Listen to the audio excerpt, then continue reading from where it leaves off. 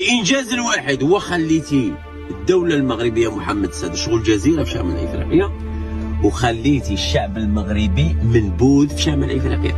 دابا جميع الشعوب شمال افريقيا يا محمد السادس اصبحت تكره الشعب المغربي. بسبب ماذا؟ بسبب قراراتك وسياساتك الفاشله. سمعتيني؟ ما نعرف واش انت كتخدم ولا كيجيوك الامر، نهضر معاك ليدا. والشعب تبعك، الشعب كيطبل النظام والنظام ماشي الهويه، والشعب كيطبل النظام مدعم اسرائيل والشعب كيطبل اسرائيل. خوا اسرائيل، لا واش واحد خوا اسرائيل. حنا لا الخوا، حنايا خوا الجزائر. حنا ماشي خوا اسرائيل، خوا الجزائر، خوا تونس، خوا ليبيا، خوا موريتانيا، خوا صحراوه، ماشي خوا الجزائر بابا. اوكي تفاهمنا؟ والسلام عليكم وتحياتي الاخوان.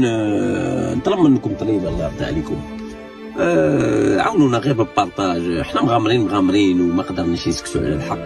ما كنطلبوا منك والو صاحبي، عاوني بالبارطاج غير يوصل الصوت ديالنا لله يفيق هاد الشعب صاحبي، لله يفيق هاد الشعب. الناس تقوم ما باقي بيتعتق، راه كارثه راه حنا فيها صاحبي. فيقوا الاخوه، البلاد مشات قسما بالله، البلاد مشات. الطرف داتو الامارات، والطرف داتو فرنسا، والطرف داتو كيان الصهيوني، والطرف داتو امريكا، والقصر دا قصر. وانت اللي بقى لك عندك نعملوا شي حركه على الصباح، عاود شي كاسي على الصباح. مبغيناش نكاسيو على الصباح. وتحياتي الاخوان والسلام عليكم.